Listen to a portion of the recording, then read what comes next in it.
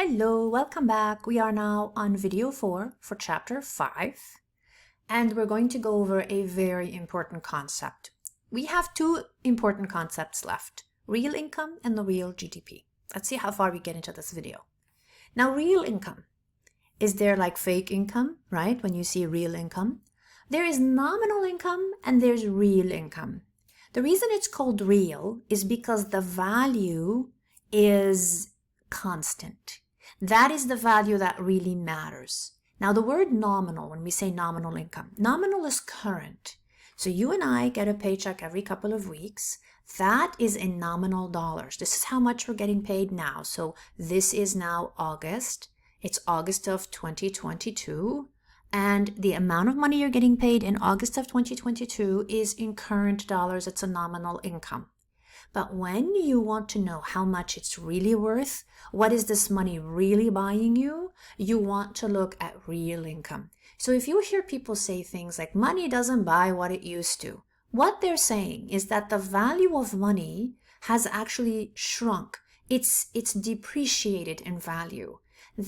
What they're really saying is that their real income has actually shrunk. So if you look at how much, for instance, your dad might have made in the 70s versus how much he made in the 90s, you may find that in the 90s he was making more as far as dollars. The actual paycheck was bigger, but he may have actually found that dollar per dollar, every dollar in the 70s, potentially, probably 70s isn't the best decade. Actually, there was a lot of inflation. Let's go back to the 60s. So it's potentially the dollar in the 60s had more strength than it was in the 90s. Even though he has more dollars, they're not buying as much as the fewer dollars he had years earlier, or your mom, or you, or anybody. So we're finding these days that our real income is shrinking, and I'm going to catch you up on that a little bit. Now, the minute you see the word real in economics, it means X, whatever you're dealing with. Right now it's income, minus inflation. So when I say income, it's nominal income, but really nobody goes around saying the word nominal. The word nominal is implied because you're not using the word real. So we say income or real income. We say interest rates or real interest rate. We say GDP or real GDP. So if somebody says to you, well, is it just GDP? You say it's nominal GDP, but I really don't need to be saying that.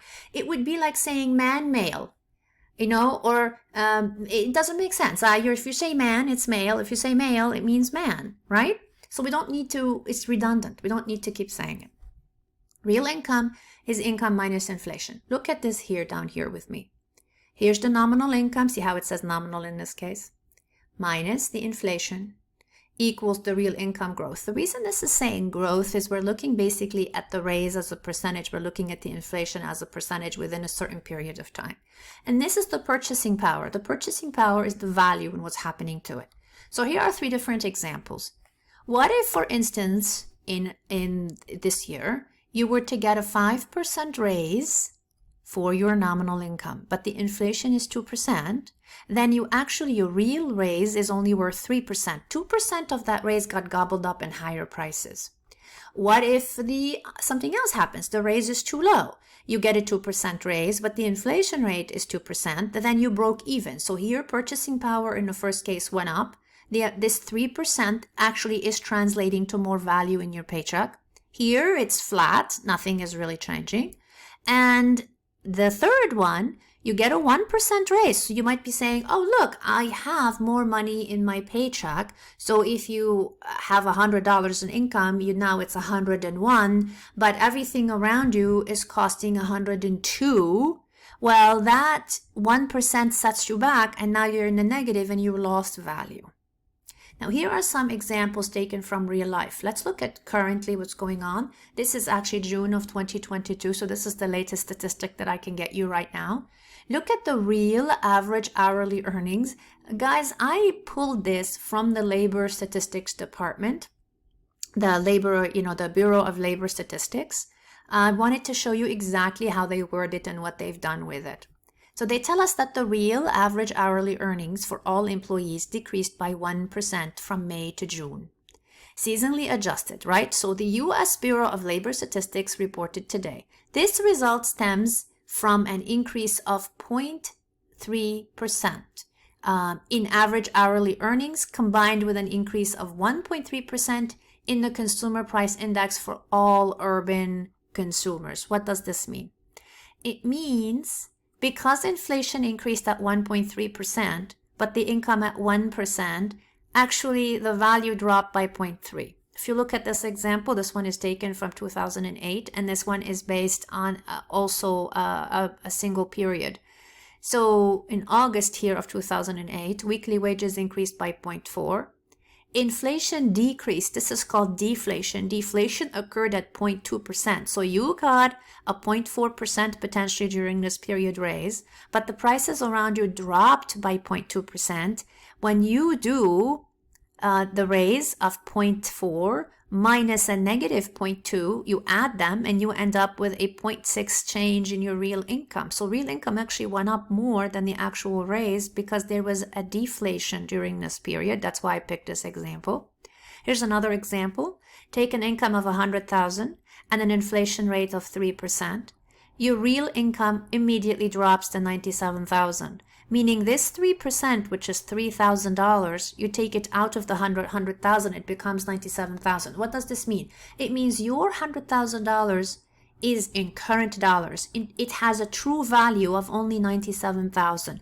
You can understand that by your everyday life. Think of how, if you want to take somebody out on a date in Massachusetts, especially in Western Massachusetts, right? Two people, a really nice night out. I don't know how much you can get away with. Let's say $75. Somewhere reasonable to eat, a couple of movie tickets. I think at $75, nobody is eating popcorn. But okay, let's just call it $75. What if you wanted to duplicate that same dinner and same movie experience in New York City? I think 75 is too low, but let's just say you really can probably only pay for the dinner or only pay for the movies and not both, because the prices are so much higher. The price of the ticket, the price of the meal, the price of the transportation, the price of the snacks, all that is so much higher in New York City that the same amount of money buys you less in New York City. That is a reduction in your value. That is a reduction in your real income. And real income is what really matters. So, for instance, what we're saying here is in order for this 100,000 this year to buy you as much as it did last year, it needs to buy you 103,000 worth, which means you need a minimum of a 3% increase to break even like here. Because in this situation, you're getting 3% in inflation and in raise, and the inflation is 3%, so you break even. To break even, for this 100,000 to break even, you have to have 103,000 in actual current dollars. This is why it is so powerful to work with real income. This is how you should always be looking at what's happening with your income, not how much you have in your paycheck. I'm going to tell you something really quickly, and people would ask me sometimes this question. It's one of those common questions I get. My wife gets a raise, I get a raise, but we are like, our debt is growing. You know, we're not necessarily gluttonous people. We're not really spending crazy. We don't understand what's happening. What's happening is this. Take this person right here. This person has a 5% raise.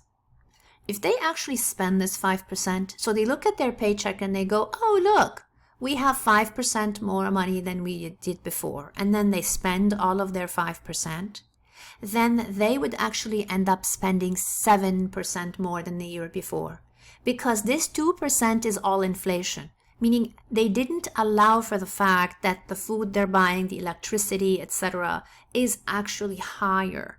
So they reach for their credit cards, and I absolutely like credit cards. Credit cards are a great way, as long as you pay them off at the end of every month, or even sooner, as long as you pay them off and you don't accrue a balance. They're wonderful. They help you keep track of what you're spending. You have a record of it. You could be getting points back, so you could actually be getting a discount on everything that you are buying, but you have to pay it off. So most of us use credit cards because they're so very convenient and they can afford a layer of protection between us and merchants. We use them. But what we don't understand is you don't have 5% more to spend. You have 3% more to spend. If you spend all of your 5%, you in essence spent this combined, and now you've spent 7% and you didn't have this 2%, so you borrowed it. And you can't figure out why your paycheck is bigger, but you're in more debt than before. That's because you didn't look at your real raise, you looked at your nominal raise only. So this is what I want you to do from now on, is when you get a raise, compare it to the inflation rate to find out what your real raise really is. We have homework like that, so I will definitely be taking a look at, not even the homework, you have the questions, or at the exercises that you upload to me. I'll be taking a look at all of that and I'll give you detailed feedback like I always do. Okay, we have one more video, so I'm going to stop this one and go to the last one. You guys have a good one for now.